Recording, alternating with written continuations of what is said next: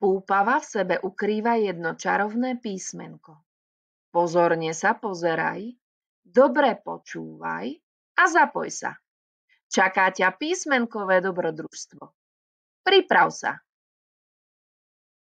Púpava stojí v tráve a čaká na jemný poryv vetra. Keď zafúka, jej jemné padáčiky sa rozletia do všetkých strán.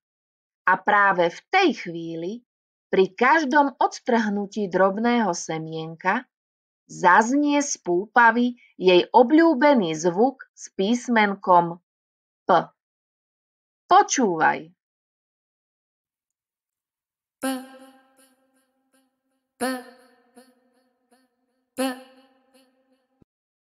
Možno sa tak lúči so svojimi semienkami, alebo len potichu šepká, kam ich má vietor odniesť.